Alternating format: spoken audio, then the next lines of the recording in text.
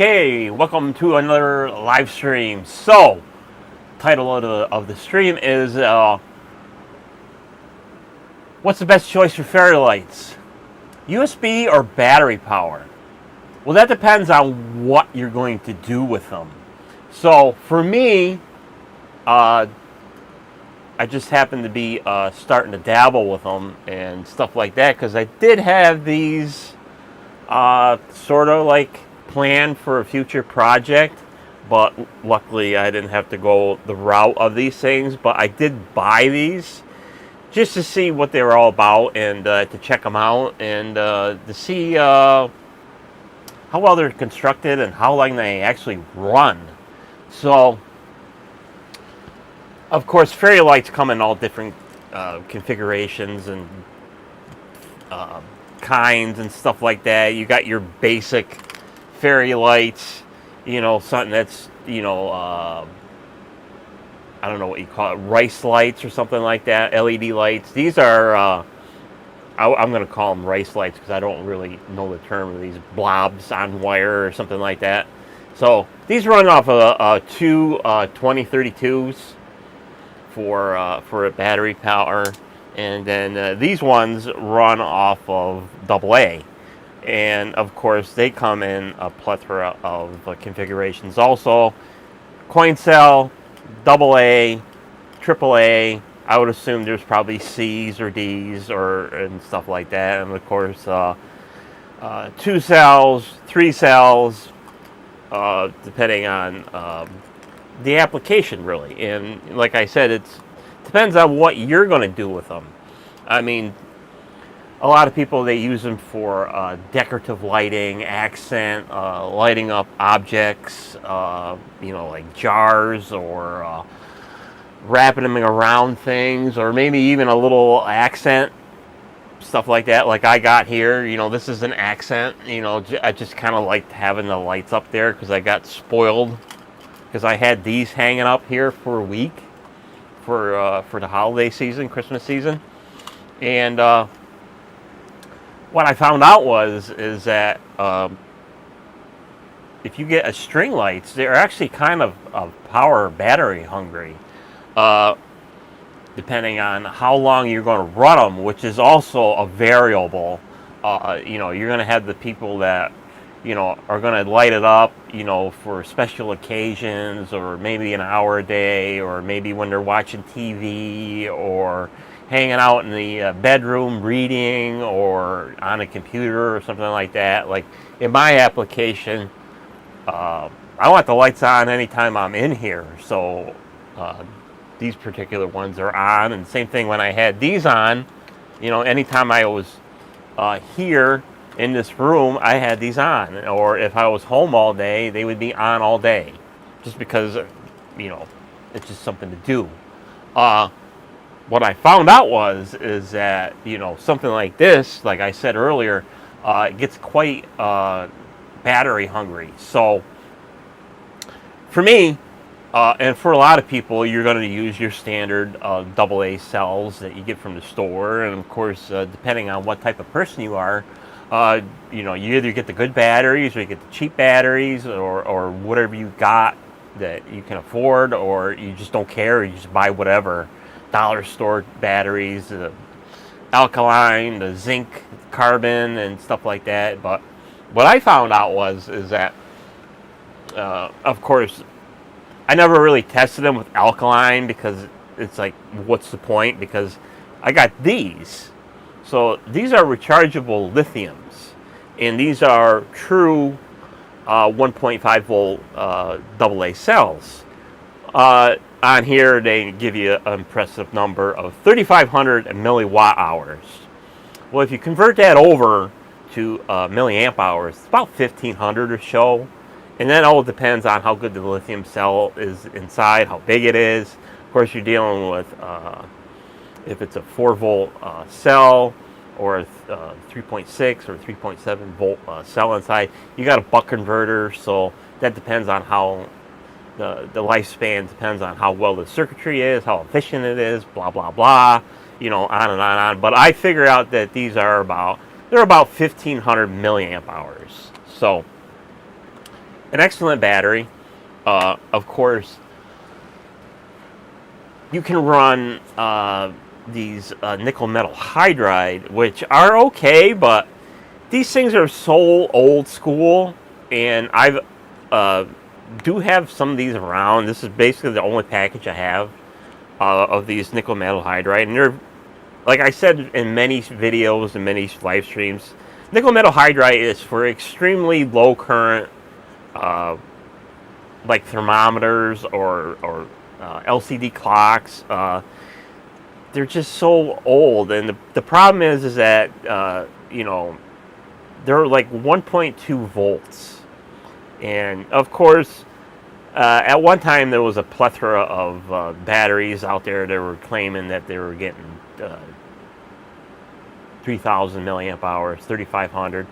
They were trying to push the extreme. Well, you can only get so much energy in these little guys, but the bottom line is these are a low voltage battery. So, you know, if I go into the drawer and get some AA cells out and power them up,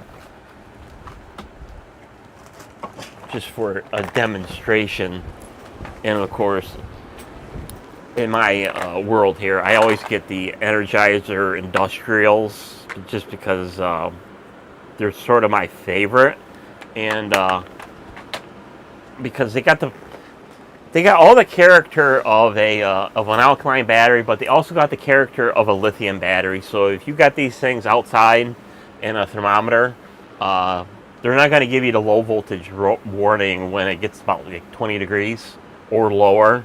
So they got the character of a lithium battery, but they don't have the cost of a lithium battery. So, of course, like I said, this is a 2-cell pack for 3 volts, because these are 3-volt LED lights, and just your basic everyday, you know, light them up. They look nice and pretty. Of course, on camera they look a bit more impressive than what they do in real life. So in a camera they got them a little bit blowed out, but they're a nice intensity of light coming out of them. Same thing with them ones up there, and of course the intensity of these little guys. You know, if I turn these on, you know, they're actually kind of super bright. So they're actually brighter than these ones, which is quite impressive. But again, these are running on coin cells. So, of course, coin cells not going to have that much of an energy density. So that's, you know, nice and stuff like that. I would assume that most alkaline batteries are about 2 amp hours, maybe 2.5 amp hours. So I've already calculated these. So I would assume off of a AA battery, alkaline, it's going to run about 12 hours or so, and that depends how good the battery is and stuff like that. Of course, you know, if you're one of them guys that are still running nickel metal hydride, I mean, good for you, but, you know, you're still living in the dark ages. Because I know there's plenty of people out there that run these things. They're fine with it, but they also complain, oh, well, I always got that battery low warning. Oh, as soon as I put them in, you know, like 2 minutes later, the battery warning's on. I got to look at that all the time. Do something about it. Change your routine. Do something different. So we'll take a look at these nickel metal hydride, but like I said, they're lower voltage, and you're going to notice that right off the bat, especially when they're getting lit up. That yeah, I mean, these are fully charged, and this is all you get. So you already know how intense they were just a minute ago. You know, a little bit less dense than these guys. Yeah, I just don't know why people still run nickel metal hydride. They're pathetic. It's lame. It really is. It's absolutely awful. Nickel metal hydride, because you're 1.2 volts. You know, by the time it's under load, it's probably like basically a volt. I mean, really? Come on, people. Put the nickel metal hydrides, retire them. They have really no use. in the year of 2025. Just get something better. Get something better, people. And yeah, there's a couple of different flavors of these. I mean, there's the ones that had, these ones use a standalone charger, their own charger. Then you get the ones that you plug in, like a USB, which is fine. I've had them. They're okay. But, you know, that's a different road to go down. But when we plug these in, these lithium rechargeables, they're going to act just like a regular, you know, alkaline battery or lithium battery, but you know, you're going to save on in the long run by recharging them. But then you get the people who are like, well, you know, they're only going to run so long, and then you gotta get up off your chair and, you know, take the batteries out and put them in the charger, and if you don't have spares, you got to wait. It's like, come on, people. So light these up and see, nice and bright. They look like the way they should run. They're nice and bright. They look nice to the eye. They're not look like they're dying and stuff like that. So, with that said, these run. I already know what these consume. Off of these batteries, they're going to run 9 hours. So every 9 hours, if you run it continuously, of course, you're going to have to replace the batteries, recharge the batteries. So you better have, if you're going to run them, you know, if you're one of the guys that is up 18 hours a day, you're going to have to change the batteries twice a day. Just the way it is. Of course, you can eliminate all of this by getting these in the USB format, because it's 5 volts. They've already done all the work for you. All you got to do is just plug it in, and you got indefinite power. And then, of course, you know, if you've got a wall outlet somewhere nearby that you're going to have these, you can just plug them into your little wall wart. You know, something like this, or of course they're going to call them smaller, you know, little rinky-dink things. Just plug them in. You got indefinite power. They'll run forever until the damn things quit lighting. Or if you're in a situation where you got these somewhere you don't have an outlet, or you don't want to run extension cables, you know, to your light, then you can just, you know, run them off a power bank. You know, you can get nice power banks. They come in all different colors, shapes, and sizes, and you'll get a lot more runtime off a USB than anything. I mean, that's just a no-brainer and stuff like that. You know, something like this, it'll run indefinitely if it was USB powered. These right here, these little fairy lights, see that? Little battery compartment? It's the same thing that I just showed you in battery. I converted them to USB power. They'll run forever until the things quit lighting, until they burn out or stop lighting or stuff like that, and I don't have to deal with batteries. So that makes it a win-win situation. Well, then be like, well, how come you didn't just buy them in USB format? Well, unfortunately, these do not come in USB format. That's just the way they are. They're a temporary thing, you know, a little thing with the battery companies probably. They're like, hey, make these lights. They're nice and fancy. We'll throw in, you know, people will buy the batteries. It's a win for you, win for us. You know, you will make a lot of money. You know, people buying batteries to keep the lights on. That's just the way it is. It's been like that for decades. You know, with battery companies and toys and stuff like that. Buy power-hungry battery objects and change the batteries in them all the time. That's the way it is. But what if you don't want to run these off of batteries anymore? Well, what do? Well, first thing you need to do, if you want to, you need to have a little bit of know-how, a little bit of DIY in you, a little bit of not, you know, afraid to do things. And hi, Pete, how are you? And so that's what we're going to do here.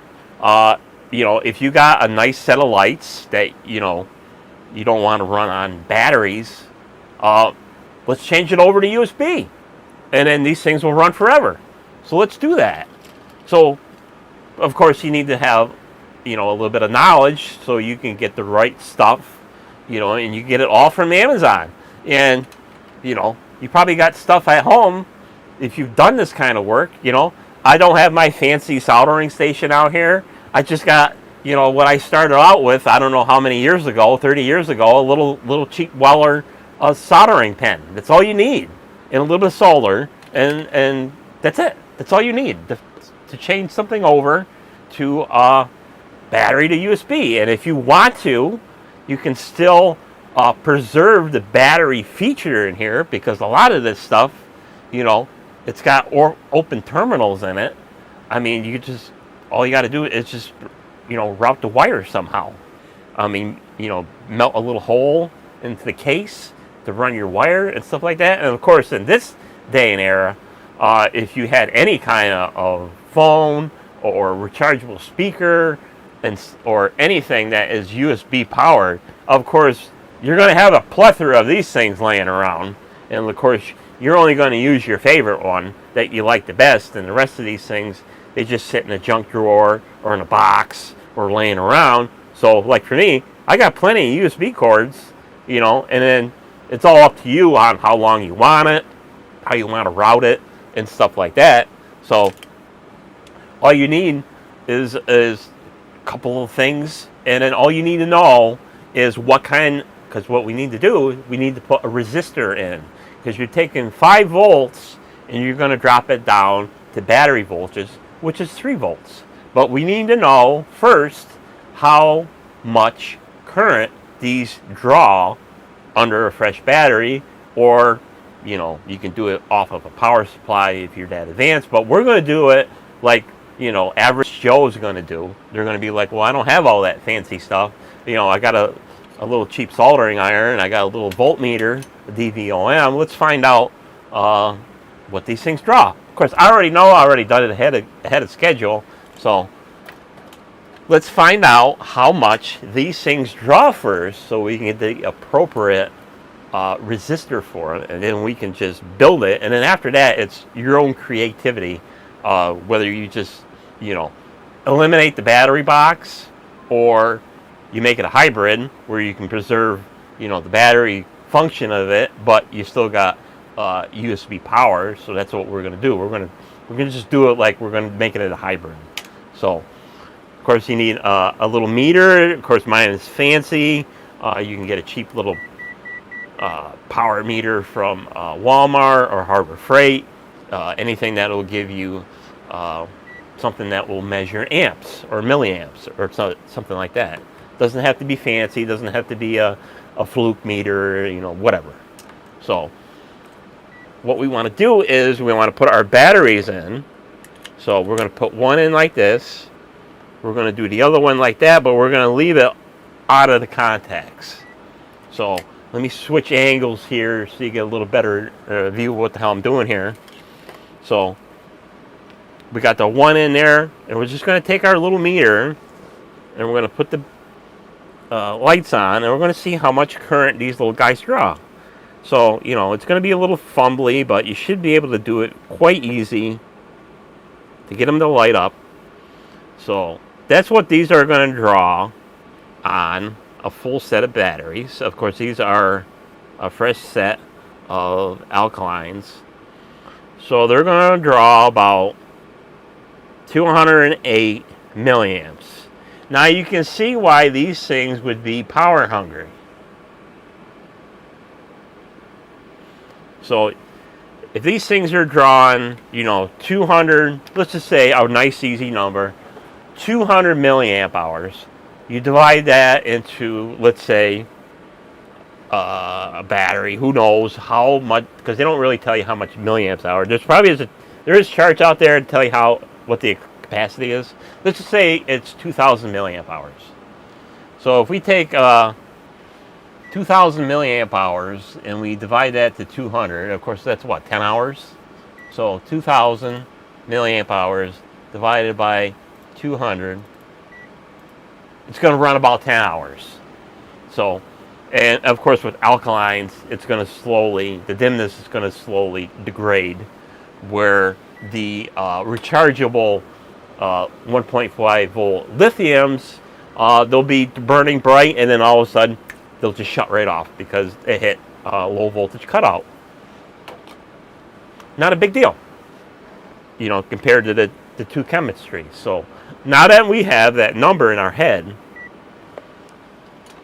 the next thing we want to do is go over to an LED resistor calculator, and you can just type in Google LED resistor calculator, and it'll bring you right over. And then so we'll switch over to the desktop here. So this happens to be from DigiKey. Doesn't matter. There's a plethora of them out there. So we want to enter our supply voltage. So of course USB power. It's going to be 5 volts. Our forward voltage, and luckily we got a little thing here for the typical LED voltage. It's anywhere going to be from 3 to 3.4 volts. So, and of course you have blue LEDs. It's pretty much going to be about the same voltage, even though they got 3.7 here.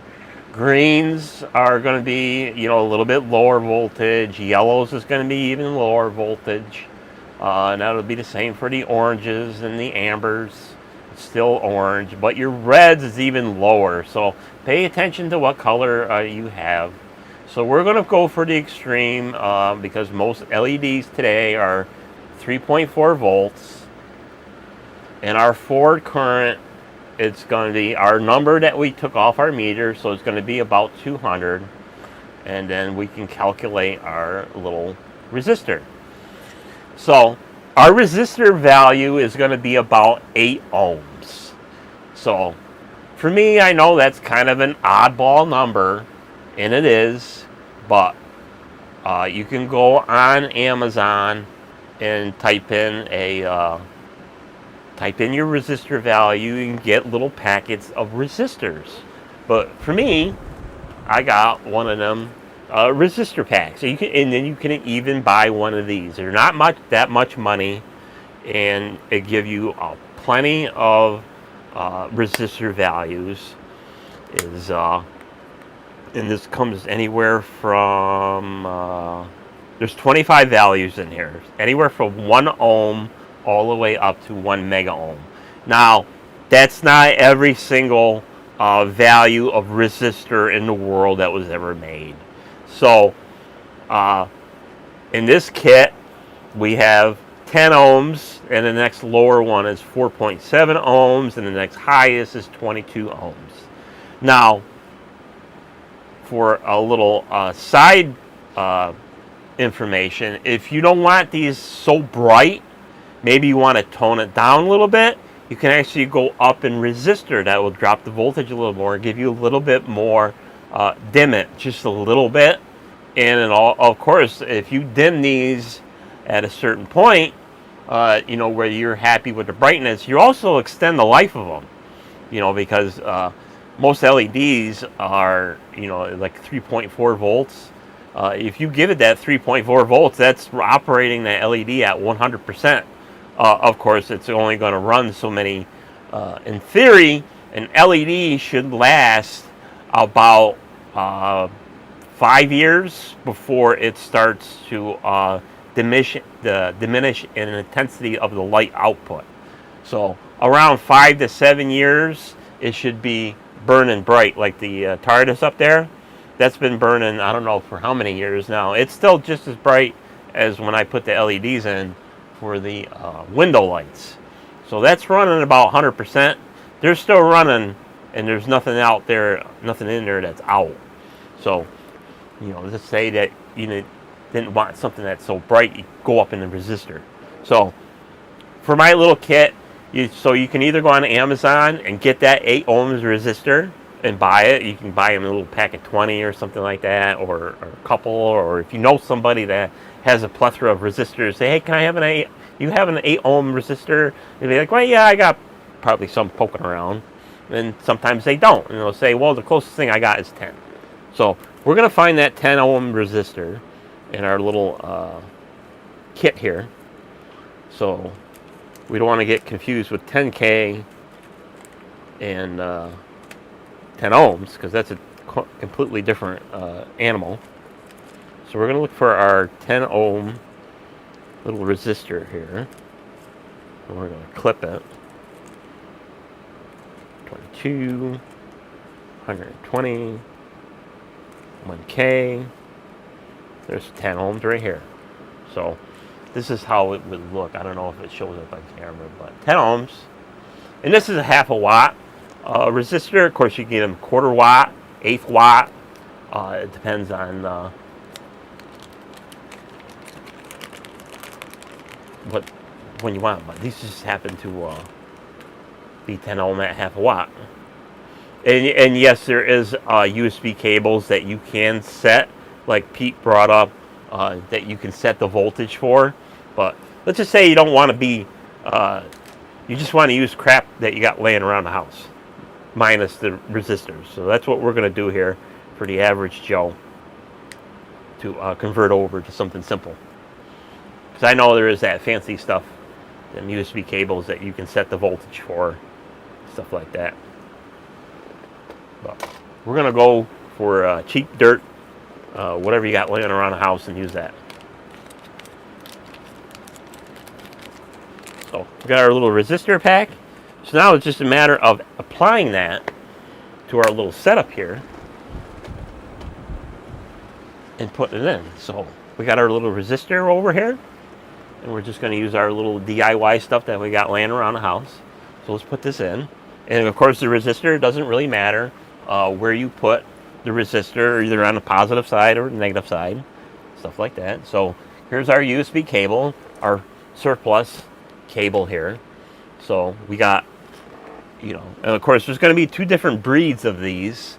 There's going to be the breed of power cables, and then the breed where you got wire and data wires running through these USB cables.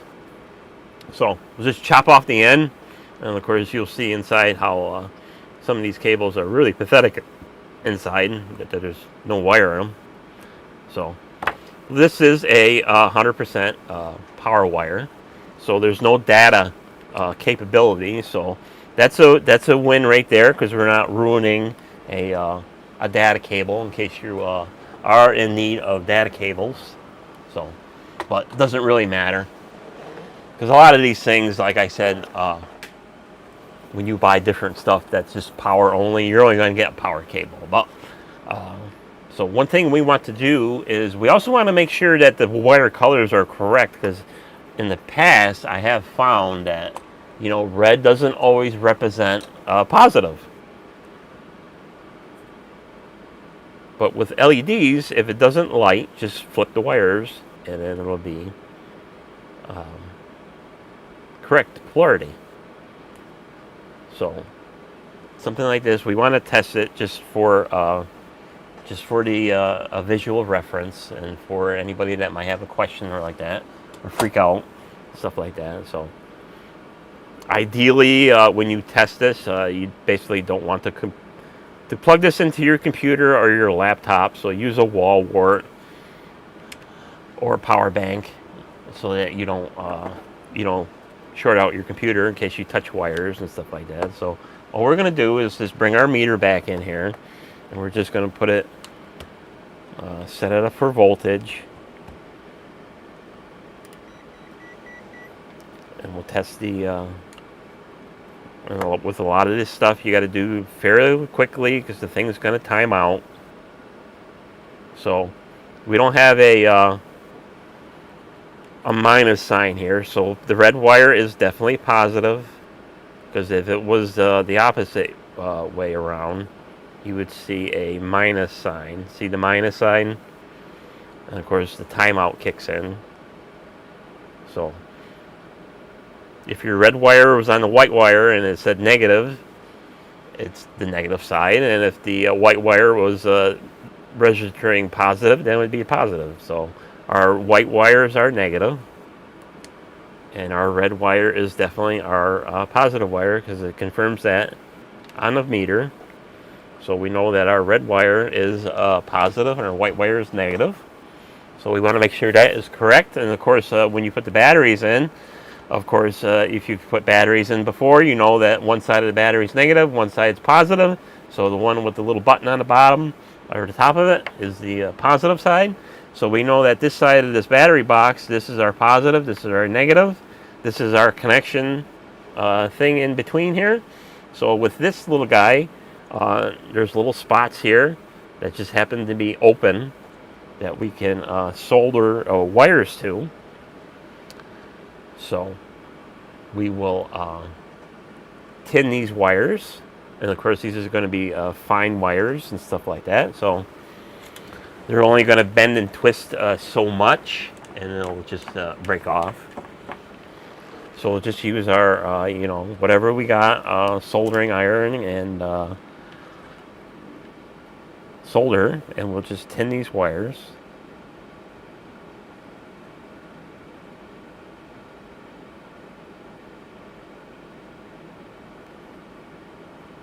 So it makes it easier to connect them later on. Or you just got to just touch it. Of course, it's probably a little dark in here for you, but that's okay. You probably can see what I'm doing. Just tinning the wires.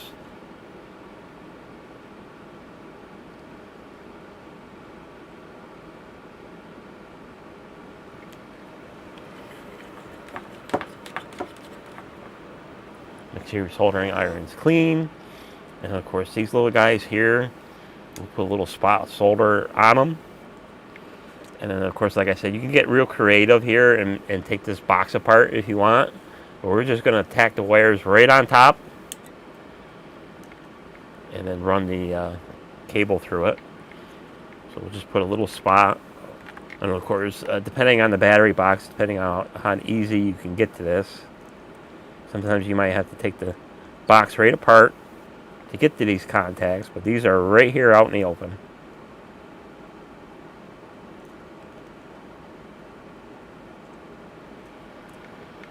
Then we'll put our little resistor in. Of course, I should probably turn the lights on so you can sort of see what I'm doing.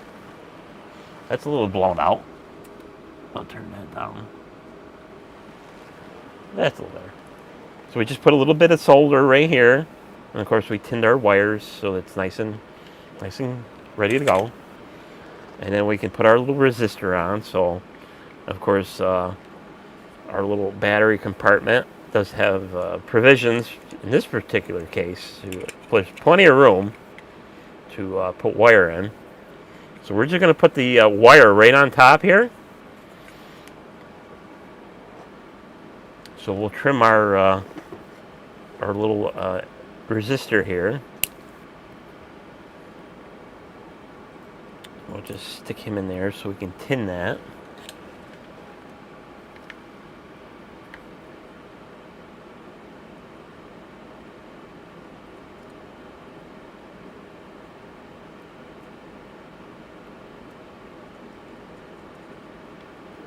Just like I said earlier, I'm not using anything fancy. It's just whatever you can get from, like Walmart or anything like that in the hardware aisle. Just to make it easy. And we will just put our little resistor on here. And we'll have to conform it a little bit so it fits down in there.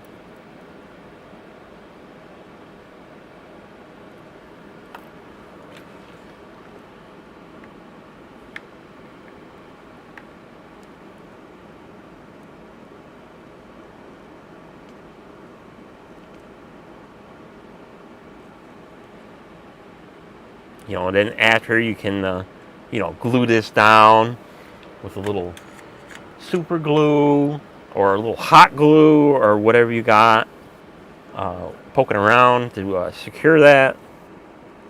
So we're going to trim this off.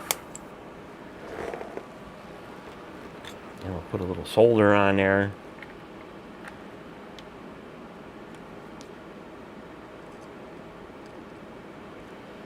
And then we'll just put our wires on. And then, of course, you can get real fancy and, protect all the wires and stuff like that. Put heat shrink or something like that fancy on there. But we're going to just do it very basically.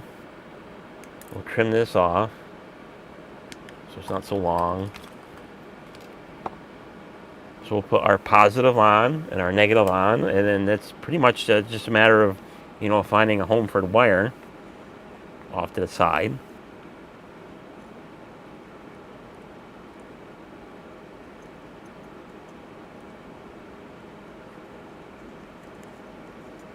course, getting a good connection is key.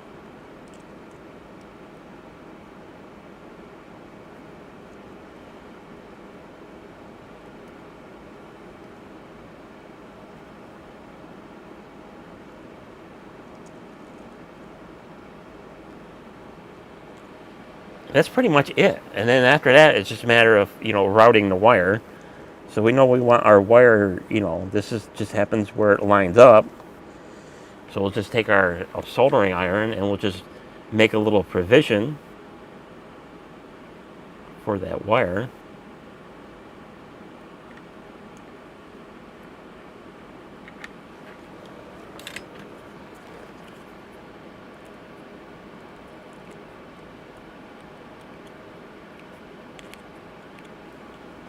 Cut off all the little threads, and then just like a battery cover, then it goes right back on, just like that. So very simple. So we got USB power, and we also preserved, in case we want to run batteries.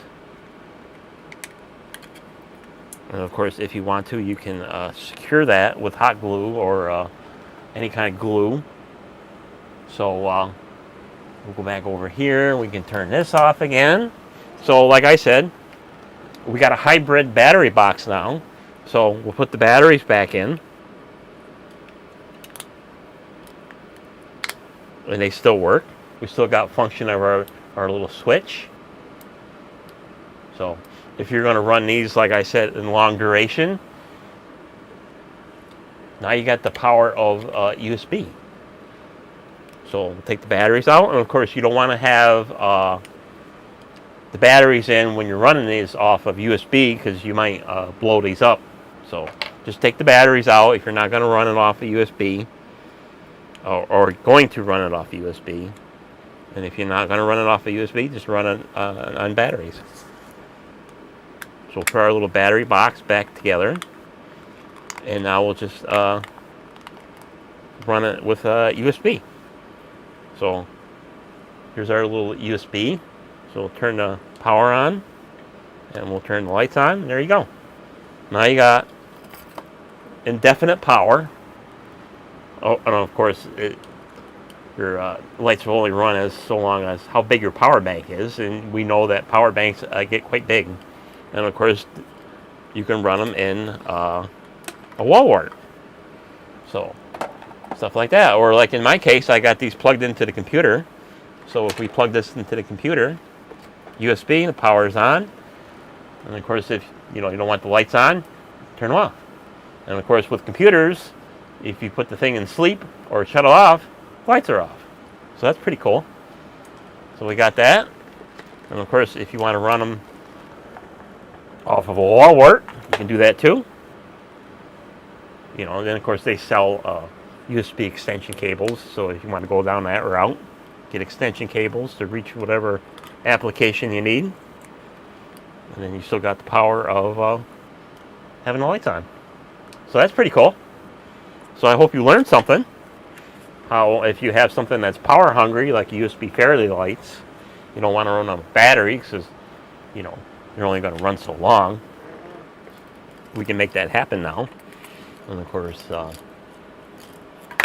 something like this.